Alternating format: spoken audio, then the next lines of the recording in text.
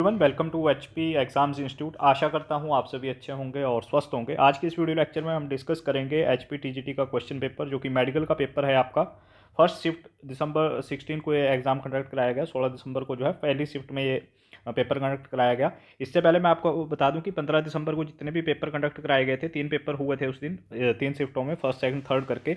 वो तीनों पेपरों की जो पीडीएफ है वो भी मैंने आपको प्रोवाइड करा दी है। 2 पेपरों की फुल पीडीएफ और बाकी के जो अभी बचे हैं 16-17 के पेपर, इनकी फुल पीडीएफ भी मैं आपको प्रोवाइड करा दूंगा। इनका जो लिंक है डिस्क्रिप्शन में है और इनका वीडियो सोल्यूशन भी मैंने प्रोवाइड करा रखा है। उसके लिए मैंने अलग से प्लेलिस्ट बना रखी है टीजीटी मेडिकल के नाम से। आप वहाँ पे जाके जो है उनका वीडियो सोल्यूशन भी दे सकते हैं। आज का जो हमारा टॉपिक है वो है, इसमें हम हिमाचल जीके और India GK plus current affair के क्वेश्चन डिस्कस करते हैं, जो एज इट इज पूछे गए हैं एचपी टीजीटी के एग्जाम में। ठीक है, इसकी जो ऑफिशियल आंसर की है, जो कुछ एक बच्चों का डाउट है कि क्या ये क्वेश्चन ऑफिशियल है। जी हाँ, बिल्कुल ये ऑफिशियल क्वेश्चन पेपर है। जो आपका ऑफिशियल आंसर की है वो आउट हो चुकी है, वहीं से ये क्वेश्चन लिखे हैं। ओरिजिनल पीडीएफ भी मैंने अपने टेलीग्राम ग्रुप में डाल रखी है, आप वहाँ पे जाकर इनको देख सकते हैं। ठीक है, फर्स्ट क्वेश्चन की तरफ हम मूव करते हैं। फर्स्ट क्वेश्चन क्या कह रहा है हमारा, which lake in Himachal Pradesh is correctly matched with its characteristics. कौन सी जो है झील हिमाचल प्रदेश की अपनी विशेषता के रूप में सही मेल खाती है। तो यहाँ पे देखिएगा, अभी जो टॉपिक हमने डिस्कस किए हुए हैं अब तक, मैंने चौथा पेपर मैं जो है आपको सॉल्व करवा रहा हूँ। इसमें जो मोस्टली जीके आ रही है हिमाचल प्रदेश की, वो आ रही है 12 से लेकर 15 क्वेश्चन एचपी जीके के आ रहे हैं और 12 से 15 क्वेश्चन ही इंडिया जीके के आ रहे हैं, जिसमें करंट अफेयर इंक्लूड है आपका नवंबर 2024 से। पिछले एक साल का जो है इसमें करंट अफेयर पूछा जा रहा है। तो जो नॉन मेडिकल के कैंडिडेट है उनके लिए बेनिफिशियल है कि 15 से 12 क्वेश्चन जो है आपके एचपीजीके के पूछे जा रहे हैं। और मोस्टली जो इसमें टॉपिक की अगर हम बात करें कि किस सेक्टर पे इसमें ज़्यादा फोकस किया गया है, तो first one is geography of Himachal Pradesh. Himachal Pradesh की जो जियोग्राफी है वहाँ से मोस्टली क्वेश्चन पूछे गए हैं और एग्रीकल्चर सेक्टर से क्वेश्चन पूछे गए हैं। इसके साथ साथ जो है जो हमारा इकोनॉमिक रिपोर्ट है, इकोनॉमिक सर्वे है, वहाँ से क्वेश्चन जो है डेफिनेटली एक बन रहा है। इसके साथ साथ जो आपके साइंटिफिक नेम है, जो भी हिमाचल प्रदेश के प्रतीक है, राज्य प्रतीक है, वहाँ से उनका साइंटिफिक नेम पूछ रहा है एग्जामिनर। क्वेश्चन क्या कह रहा है कि हिमाचल प्रदेश में कौन सी झील उसकी विशेषता का सही रूप खाती है। गोविंद सागर की बात करें तो Govind Sagar highest lake of the state, no. Govind Sagar जो है हाईएस्ट पर नहीं है। गोविंद सागर की बात करें कहाँ पे है, कौन सी डिस्ट्रिक्ट के अंदर है, तो ये बिलासपुर डिस्ट्रिक्ट के अंदर है। क्यों, इसकी क्या विशेषता है कि ये लार्जेस्ट मैन मेड लेक है। हिमाचल प्रदेश की क्या है, सबसे बड़ी मैन मेड लेक है, यानी कि कृत्रिम लेक है। लार्जेस्ट मैन मेड लेक, सबसे बड़ी कृत्रिम झील कौन सी है, that is Govind Sagar lake. कहाँ पे लोकेटेड है, बिलासपुर के अंदर। नेक्स्ट की अगर हम बात करें सूरजताल, सूरजताल कहाँ पे है, ये लाहौल स्पीति के अंदर लोकेटेड है। इसकी क्या खासियत है, ये है highest lake of Himachal Pradesh. Himachal Pradesh की हाईएस्ट लेक की बात करें तो वो कौन सी है, दैट इज सूरजताल। इसकी हाइट कितनी है, 4800 कुछ मीटर, 4883 मीटर के आसपास है। ठीक है, एग्जैक्ट हाइट मैं रिकॉल नहीं कर पा रहा हूँ इस टाइम पे। 4800 के आसपास है इसकी हाइट। ये कहाँ पे लोकेटेड है, ये लोकेटेड है आपकी लाहौल स्पीति के अंदर। Renuka ji lake, largest natural fresh water lake of the state, बिल्कुल करेक्ट आंसर हो जाएगा ऑप्शन नंबर सी। रेणुका झील जो है हिमाचल प्रदेश की क्या है, सबसे बड़ी फ्रेश वाटर की लेक है, नेचुरल लेक। यानी कि सबसे बड़ी प्राकृतिक झील कौन सी है हिमाचल प्रदेश की, वो है रेणुका। कहाँ पे लोकेटेड है, ये लोकेटेड है सिरमौर के अंदर। कहाँ पे लोकेटेड है, सिरमौर जिले के अंदर। यहीं से हमने कल एक क्वेश्चन डिस्कस किया था, जो पूछा गया था कि इसको कब रामसर साइट में ऐड किया गया, तो ये 2005 में जो है आपकी रामसर वेटलैंड में ऐड हो गई थी। नेक्स्ट देखिए, प्राश्चर लेक, ये कहाँ पे लोकेटेड है, ये लोकेटेड है मंडी के अंदर। ये कहाँ पे लोकेटेड है, मंडी डिस्ट्रिक्ट के अंदर लोकेटेड है और यहाँ पे जो है तैरता हुआ टापू है, इसके लिए फेमस है। नेक्स्ट देखिएगा, क्वेश्चन का सीक्वेंस जो है, जो पेपर आ रहा है आपको मैं बता दूं, जिन्होंने पहले नहीं देखे हमारे वीडियो, कि पेपर का जो सीक्वेंस है आपके, जो क्वेश्चन पूछ रहा है, इसकी जो वेंडर है पेपर करवाने का, HPRCA का जो वेंडर है, दैट इज़ HCL। ठीक है, HCL कंपनी है जो कि इनको कंडक्ट करा रही है। तो इसका कोई सीक्वेंस नहीं है पेपरों का। एक क्वेश्चन HPGK का आ गया, अगला इंडिया का आ रहा है, अगला करंट अफेयर का आ रहा है। इस तरीके से है, कोई टॉपिक वाइज नहीं है, लेकिन मैंने इनको अरेंज कर रखा है कि पहले HPGK के हैं, उसके बाद इंडिया जीके के क्वेश्चन आपको कराऊं। हिमाचल प्रदेश में प्राकृतिक खेती को बढ़ावा देने के लिए रासायनिक उर्वरकों के उपयोग को कम करने के लिए कौन सी योजना शुरू की गई। यानी कि जो केमिकल फर्टिलाइजर है उनका उपयोग कम हो और नेचुरली जो है वो फार्मिंग की जाए, इनके लिए एक योजना शुरू की गई थी 2018-19 में, दैट इज प्राकृतिक खेती खुशहाल योजना। ठीक है, प्राकृतिक खेती खुशहाल किसान योजना। ये कब आई थी, 2018-19 में आई थी। इसी से आपको याद करना है एक और जो कि मोस्ट इंपॉर्टेंट है, दैट इज अभी हिमाचल गवर्नमेंट ने एक आटा इंट्रोड्यूस किया है, दैट इज हिम भोग आटा। ठीक है, हिम भोग आटा, जो कि नेचुरल फार्मिंग के लिए जो उससे प्रमोट नेचुरल फार्मिंग को प्रमोट करने के लिए जारी किया गया है।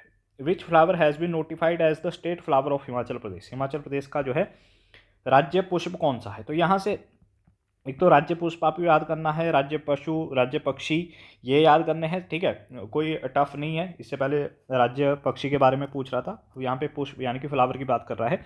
ज़्यादा टफ नहीं है, लेकिन जो मोस्ट डिफ़िकल्ट है कि इनका साइंटिफिक नेम पूछ रहा है। इनका जो साइंटिफिक नेम है वो एग्जामिनर पूछ रहा है, और मुझे पता है ये थोड़ा सा और इसको क्रिटिकल करेगा। अगर हम यहाँ पे बात करें कि यहाँ पे जो हिमाचल प्रदेश का भी राज्य पुष्प है that is pink rhododendron, option number A यहाँ पे राइट आंसर हो जाएगा। और इसको हम हिंदी में बोलते हैं बुरांस, ठीक है, गुलाबी बुरांस। ये क्या है? हिमाचल प्रदेश का राजकीय पुष्प है, हमारा फ्लावर है। इसके जो साइंटिफिक नेम है यहाँ से एग्जामिनर क्वेश्चन पूछ रहा है, और इसमें भी अब क्या करेगा वो एग्जामिनर की उसके जो ऑप्शन है फ्रंट है, जैसे रोनोडेंड्रोन है, जो अगर इसका साइंटिफिक नेम की बात करें हम, तो ये भी सारे में सभी ऑप्शन में कॉमन करना शुरू कर देगा, ठीक है। फर्स्ट लेटर जो है वो सब में कॉमन शुरू कर देगा।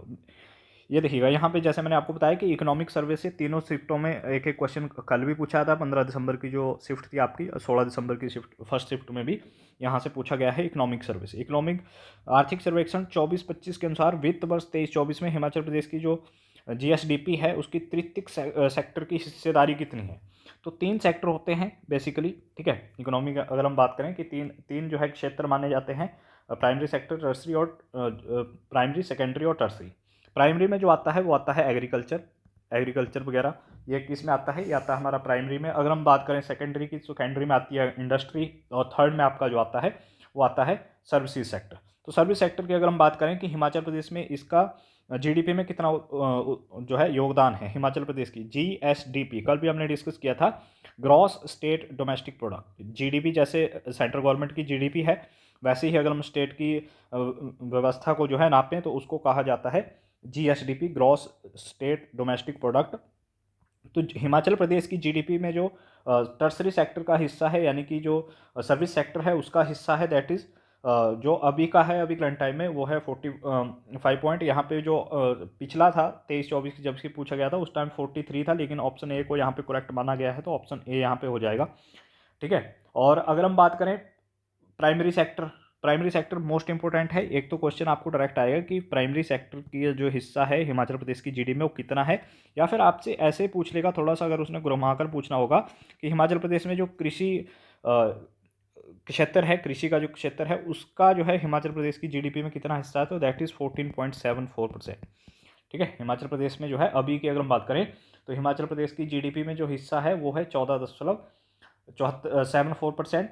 किसका? प्राइमरी सेक्टर का, यानी कि एग्रीकल्चर का। और जो सेकंड क्वेश्चन पूछेगा वो पूछेगा, या तो पूछेगा कि सेकेंडरी सेक्टर का हिस्सा या उसका कितना योगदान है। हिस्से की बात यहाँ योगदान से है कि जो सेकेंडरी सेक्टर है उसका कितना योगदान है हिमाचल प्रदेश की जीडीपी में, तो उसकी अगर हम बात करें तो दैट इज़ 39.98, ठीक है, लगभग 40% के आसपास है ये। लेकिन इसी को घुमा के पूछ लेगा कि उद्योग, इंडस्ट्री का जो है कितना योगदान है हिमाचल प्रदेश की जीडीपी में, तो सबसे ज़्यादा योगदान इसी का है। सॉरी, सेकंड नंबर पे यही आती है इंडस्ट्री आपकी, तो इनका योगदान है कितना? 39.98%, लगभग 40% योगदान जो है उद्योग क्षेत्र का है। हिमाचल प्रदेश की सांस्कृतिक परंपरा में नाट्य किस रूप में जानी जाती है? तो एज सभी को पता है कि हिमाचल प्रदेश का जो है क्या है, ये एक फोक डांस है, ऑप्शन नंबर सी यहाँ पे राइट आंसर हो जाएगा। नेक्स्ट है पश्चिमी ट्रैगोपन हिमाचल प्रदेश का राज्य पक्षी का वैज्ञानिक नाम क्या है? देखिए, जैसे मैंने अभी आपको कहा कि यहाँ से जो इसके साइंटिफिक नेम है, जो भी हमारे स्टेट सिंबल्स है वहाँ से पूछ रहा है। अगर हम इसकी बात करें तो यहाँ पे हो जाएगा आपका कौन सा? ट्रैगोपन मेलानोसेफालस, ठीक है, ये हो जाएगा आपका मेलानोसेफालस ट्रैगोपन। तो मैं क्या कह रहा था अभी आपको कि अभी एग्जामिनर क्या करेगा थोड़ा सा इस क्वेश्चन को टफ बनाने के लिए, क्योंकि अगर आप यहाँ पे देखोगे कि इसमें क्वेश्चन में दे रखा है ट्रैगोपन, तो आप इसी से इसको याद कर लोगे कि जो राजकीय पक्षी है उसका साइंटिफिक नेम क्या है। इसमें ट्रैगोपन आ रहा है तो इसमें भी ट्रैगोपन आ रहा है, लेकिन क्वेश्चन को अगर थोड़ा सा ट्विस्ट करेगा या थोड़ा सा टफ करने की कोशिश करेगा तो यहाँ जैसे अपावो है, क्विला है, इनकी जगह भी ट्रैगोपन दे देगा, ठीक है, इनके आगे भी ट्रैगोपन लगा देगा, और लास्ट का जो इसका साइंटिफिक नेम है उसको अलग कर देगा। तो आप जो है वहाँ पे कंफ्यूज हो जाओगे, क्योंकि सब में ट्रैगोपन आ जाएगा। लेकिन अगर आपको ऐसे ही ऑप्शन आते हैं तो आप इसी तरीके से इसको याद कर सकते हैं कि इसमें ट्रैगोपन आ रहा है तो यही है इसका, ठीक है। नेक्स्ट देखिए, हिमाचल प्रदेश के मध्य एवं उच्च पर्वतीय क्षेत्रों में सेब की खेती के लिए कौन सी मिट्टी उपयुक्त है? तो सेब की खेती के लिए जो इम्पोर्टेंट है that is brown forest soil, यानी कि जो ब्राउन फॉरेस्ट सॉइल है, और क्योंकि ये ऑर्गेनिक जो फार्मिंग है उसमें रिच होती है, तो ऑप्शन नंबर ए यहाँ पे राइट आंसर हो जाएगा। इसके साथ अगर हम बात करें यहाँ पे कि हमने कल एक चीज़ डिस्कस की थी, apple bowl of India. Apple bowl of India, Bharat का सेब का कटोरा किसको कहा जाता है? सेब का कटोरा वो है कोटगढ़। कोटगढ़ को जो है सेब का कटोरा कहा जाता है, किसका? भारत। नेक्स्ट क्वेश्चन की तरफ मूव करें। नेक्स्ट क्वेश्चन क्या कह रहा है? 1858 की जो घोषणा थी उसके बाद वर्तमान हिमाचल प्रदेश ब्रिटिश शासित पहाड़ी क्षेत्र किसके अधीन आ गए थे? तो ये आ गए थे direct control of British crown. British crown के कंट्रोल में आ गए थे कब? 1858 में। जो क्वीन है, विक्टोरिया क्वीन है, उसने घोषणा की थी, और उसके बाद जो है हिमाचल प्रदेश के जो हमारे पहाड़ी क्षेत्र है, कुछ एक जो रियासतें हैं, वो डायरेक्टली जो है ब्रिटिश के अंडर आ गई थी। नेक्स्ट देखिएगा। नेक्स्ट, निम्न में से कौन सा समूह हिमाचल प्रदेश की प्रमुख नदी घाटियों को दर्शाता है? कौन सा जो ग्रुप है वो हिमाचल प्रदेश की नदियों को दर्शाता है? तो हिमाचल प्रदेश की एज यूजुअल हमने डिस्कस किया था हिमाचल प्रदेश की कितनी मुख्य नदियां हैं। तो हिमाचल प्रदेश की 5 मुख्य नदियां हैं। मुख्य नदियों से मतलब होता है ऐसी नदी जिसके अंदर और बहुत सारी नदियां आके मिलती है, यानी कि उस नदी की और जो है ट्रिब्यूटरीज होगी। तो 5 मुख्य नदियां हैं। First one is Sutlej, Beas, Ravi, Chenab और यमुना। ये क्या है? हिमाचल प्रदेश की 5 मुख्य नदियां हैं। रिवर सिस्टम से क्वेश्चन आता है। एक तो इनका ओल्ड नेम आपसे एग्जामिनर पूछेगा, क्योंकि इन सबके ओल्ड नेम है, वहाँ से पूछेगा। इनका ओरिजिन पूछेगा कि ये निकलती कहाँ से है, ये आपको याद करना है। और इसके साथ साथ ये है क्या क्या है, क्या क्या मतलब जो सतलुज है वो क्या है? वो सबसे लंबी नदी है। हिमाचल प्रदेश की सबसे लंबी नदी की बात करेंगे तो सतलुज होगी। इसकी लंबाई कितनी है? इसकी लंबाई है 320 किलोमीटर इन हिमाचल प्रदेश। हिमाचल प्रदेश में कितना बहती है ये? हिमाचल प्रदेश में ये 320 किलोमीटर बहती है। अगर हम बात करें कि सबसे बड़ी नदी कौन सी है, ये क्वेश्चन मैं आपको हमेशा कराता हूँ, और ये कन्फ्यूजन भी क्रिएट करता है क्वेश्चन एग्जाम में। एक तो आपसे लंबी नदी पूछता है एग्जामिनर, और एक बड़ी नदी पूछता है। जब बड़ी नदी की बात की जाती है तो वो है चिनाब नदी। बड़ी का मतलब होता है कि उसमें पानी कितना है, ठीक है, पानी का जो डेंसिटी है, जो उसका वॉल्यूम है वो कितना है। तो पानी का जो वॉल्यूम है वो चिनाब में ज़्यादा है, इसलिए इसको बड़ी नदी कहा जाता है। लेकिन अगर लंबाई की बात की जाए, लंबी की बात की जाए, तो दैट इज सतलुज, जो कि 320 किलोमीटर बहती है हिमाचल प्रदेश में। सबसे छोटी नदी कौन सी है हिमाचल प्रदेश की? That is Yamuna. सबसे जो छोटी नदी है हिमाचल प्रदेश में बहने वाली, वो कौन सी है? वो है यमुना। और इसी नदी का जो ओल्ड नेम है दैट इज़ कालिंदी, या काली नदी के नाम से किसको जाना जाता है? कालिंदी जो है वो कौन सी नदी है? वो यमुना है। और life line of Himachal Pradesh, Himachal Pradesh की जो जीवन रेखा है वो कौन सी नदी है? यानी कि हिमाचल प्रदेश की जो लाइफ लाइन है वो है सतलुज रिवर, क्योंकि इसके ऊपर बहुत सारे जो है आपको हाइड्रोइलेक्ट्रिक प्रोजेक्ट देखने को मिलेंगे और बांध देखने को मिलेंगे। नेक्स्ट देखिए, यहाँ पे हिमाचल प्रदेश की सीढ़ीदार खेतों में प्रमुख रबी फसलें कौन सी है? तो एग्रीकल्चर सेक्टर से भी क्वेश्चन पूछ रहा है। रबी की फसलों की बात करें हम तो वीट, बेरले, ग्राम जो है ये आपकी हो जाएगी। यहाँ पे बेरले होता है आपका जौ, वीट यानी कि गेहूँ, ग्राम की बात करें चना। तो ये मोस्टली जो है रबी की फसलें हैं। और कल हमने डिस्कस किया था कि जो वीट है आपके, राइस है, ये मेजर प्रोडक्शन कहाँ पे होता है सबसे ज़्यादा इनका? अगर चावलों की बात करें, धान की बात करें, तो ये कांगड़ा के अंदर आपको सबसे ज़्यादा देखने को मिलेगा। यहाँ से शुरू हो जाता है इंडिया जीके। इंडिया जीके के क्वेश्चन भी काफ़ी अच्छे पूछे गए हैं, और करंट अफेयर आपके नवंबर 2024 से पूछे गए हैं। और उसके बाद जो है आगे चलते चलते एक जो है अगस्त सितंबर तक के जो है पूछे गए हैं। यहाँ क्वेश्चन है, भारत में संघ और राज्य के कर लगाने की शक्तियों के बीच सही अंतर क्या है? जो स्टेट और सेंट्रल गवर्नमेंट के बीच में टैक्स होता है उसकी पावर किसके पास है? ये इसको सब जो है हैंडल करता है कौन? यूनियन। बोथ टैक्स, सॉरी यहाँ पे ऑप्शन नंबर सी होगा, ठीक है। Union handle inter state taxation. जो सेंट्रल गवर्नमेंट है वो इसको हैंडल करती है। बहुत सारे कर जो है वो सेंट्रल गवर्नमेंट इम्पोज करती है, जैसे आपका सीमा शुल्क हो गया, बॉर्डर टैक्स हो गया। इसके अलावा जो मोस्ट इंपॉर्टेंट है दैट इज़ निगम कर। क्वेश्चन डायरेक्टली आता है कि निगम कर कैसा कर है? ये डायरेक्ट टैक्स है, ठीक है। ये क्या है? डायरेक्ट टैक्स है। और इसको कौन इम्पोज करता है? इसको इम्पोज करता है सेंट्रल गवर्नमेंट। निगम कर किसके द्वारा लगाया जाता है? केंद्र सरकार द्वारा लगाया जाता है। और किस तरीके का टैक्स है? ये डायरेक्ट टैक्स है। इसको इंग्लिश में बोलते हैं कॉर्पोरेट टैक्स, ठीक है। कॉर्पोरेट टैक्स जो है निगम कर को इंग्लिश में कहा जाता है। राजनाथ सिंह द्वारा 2029 तक घोषित रक्षा उत्पादन लक्ष्य क्या है? जो हमारी डिफेंस प्रोडक्शन वैल्यू है 2029 तक की, वो कितना टारगेट रखा गया है राजनाथ सिंह द्वारा? राजनाथ सिंह कौन है? हिमाचल भारत के डिफेंस मिनिस्टर, ठीक है, भारत के क्या है? रक्षा मंत्री है। तो इनका जो लक्ष्य है वो है 2029 तक की 3 लाख करोड़ का जो है हम यहाँ पे मिशन रखते हैं 2029 तक रक्षा उत्पादन में। नेक्स्ट देखिएगा, भारतमाला परियोजना किससे जुड़ी हुई है, या इसका मेन ऑब्जेक्टिव क्या है? तो हाईवेज का निर्माण करना, हाईवे कॉरिडोर फॉर फ्राइट्स यहाँ पे राइट आंसर हो जाएगा। हाईवे मिनिस्टर कौन है हमारे, अगर हम बात करें अभी भी करंट टाइम में, दैट इज नितिन गडकरी। ठीक है, हमारे जो परिवहन मंत्री है वो कौन है, वो नितिन गडकरी है। ब्रिटिश शासन में भारत की अर्थव्यवस्था मुख्यतः किस रूप में थी? जब ब्रिटिश का रूल था इंडिया में, तो जो हमारी इकोनॉमी थी वो क्या सर्व करती थी, वो सर्व करती थी रॉ मटेरियल की सप्लाई। ऑप्शन नंबर डी यहाँ पे राइट आंसर हो जाएगा। सबसे ज़्यादा जो प्रोडक्शन होती थी कपास की, जूट की, इसके अलावा मोस्ट इंपॉर्टेंट दैट इज़ मसाले। भारत से जो है जो सबसे ज़्यादा एक्सपोर्ट करते थे ब्रिटिशर्स, वो क्या थे, मसाले। मसाले यहाँ से सबसे ज़्यादा लिए जाते थे। नेक्स्ट देखिए, Sardar Patel was elected president of INC at which session? जो सरदार पटेल है कांग्रेस के अध्यक्ष, किस अधिवेशन में उनको चुना गया था? तो कराची का जो अधिवेशन हुआ था 1931, 1931 में जो है कराची अधिवेशन में सरदार पटेल को इसका अध्यक्ष बनाया गया था। सरदार पटेल से कुछ एक क्वेश्चन आते हैं आपके हिमाचल प्रदेश के एग्जाम में। अगर हम बात करें कि डायरेक्टली एक क्वेश्चन आता है कि लौह पुरुष के नाम से किसको जाना जाता है, लौह पुरुष के नाम से किसको जाना जाता है? तो ये थे सरदार पटेल। कहाँ से थे? गुजरात से थे। तो यहीं पे जो है गुजरात के अंदर एक जो है स्टैचू बनाया गया है, statue of unity. Statue of unity, statue of unity कहाँ पे है? गुजरात के अंदर है। हो सकता है सिंगल डे जो एग्जाम है वहाँ पे इसकी हाइट पूछ ली जाए, तो 182 मीटर, 182 मीटर जो है इसकी हाइट है। गुजरात के अंदर कहाँ पे? केवड़िया के अंदर, केवड़िया के अंदर है ये, गुजरात के अंदर। नेक्स्ट देखिएगा, नेक्स्ट क्वेश्चन कह रहा है कि शिक्षा की कमी को सामाजिक पिछड़ेपन से किसने जोड़ा था? बहुत सारी कमेटीज है। देखिए कमेटी की स्पेलिंग भी इंग्लिश के जो आपका इंग्लिश का पोर्शन आ रहा है उसमें कमेटी की स्पेलिंग भी पूछ लेता है, तो कमेटी की स्पेलिंग भी आपको पता होनी चाहिए, COMMITTEE। ठीक है, तो इन ऐसे ही अगर आप इंटरलिंक करके पढ़ोगे क्वेश्चंस को तो ही आपको जो है रिकॉल होंगे वो। ठीक है, ज़्यादा प्रेशर करके आप याद करोगे नहीं होंगे। अगर किसी चीज़ से जोड़ जोड़ के किसी चीज़ को पढ़ोगे तो वो जल्दी आपको याद होंगे। यहाँ पे क्वेश्चन पूछा गया है कि शिक्षा की कमी को किसने जो है पिछड़ेपन से जोड़ा था, यानी कि अगर शिक्षा कम है तो वो पिछड़ेपन की कैटेगरी में आता है। तो ये है कौन सा? मंडल आयोग था, लेकिन कठारी आयोग भी इसमें आपका सही आंसर हो जाएगा। Option number C. कौन सा हो जाएगा यहाँ पे? ऑप्शन नंबर सी यहाँ पे राइट आंसर हो जाएगा। और यही आयोग जो था ये लेके आया था 2000, जो आपका 10+2 रूल है वो यही आयोग लेके आया था।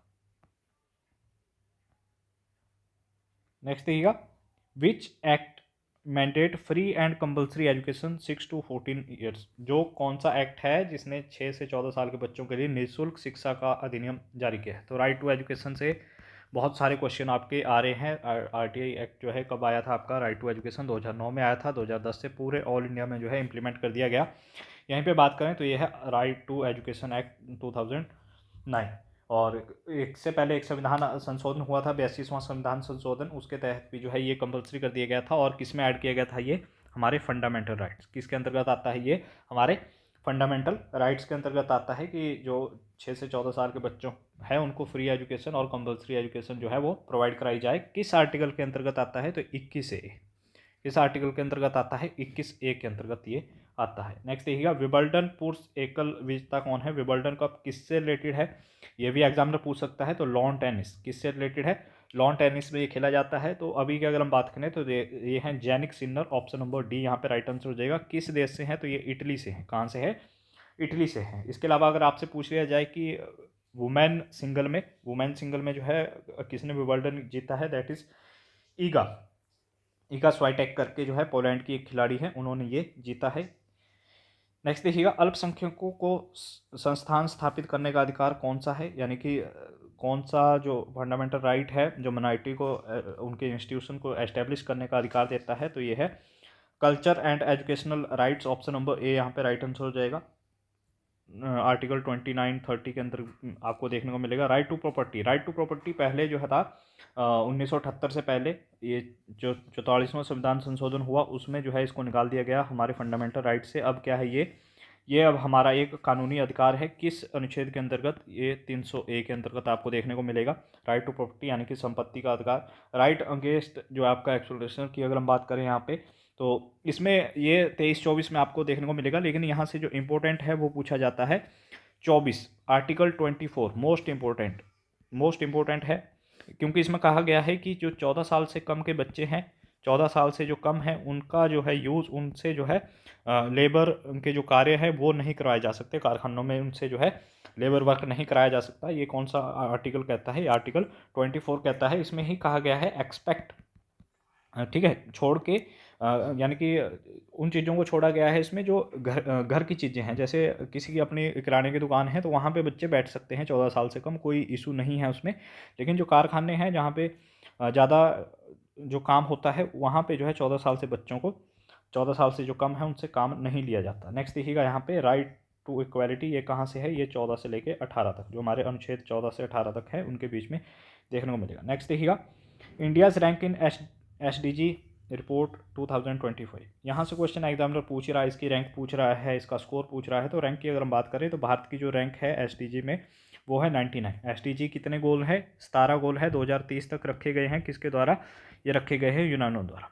यूएनओ द्वारा जो है 2030 तक 17 गोल रखे गए कि ये हमने पूरे करने हैं। तो उसमें इंडिया की रैंक है 99। इससे पहले एग्जामिनर ने पूछा था कि इंडिया ने कितना स्कोर किया था, तो इंडिया का जो स्कोर था वो था 67। इससे पहले की जो रैंकिंग थी इंडिया की वो थी 109। तो अभी हो सकता है एग्जामिनर ऐसे पूछे कि इंडिया ने कितने जो है रैंक से सुधार किया है। तो इंडिया ने 10 रैंक से जो है अपना सुधार किया है। इंडिया जो है अब टॉप 100 में आ गया है, पहले 109 रैंक हुआ करती थी इंडिया की।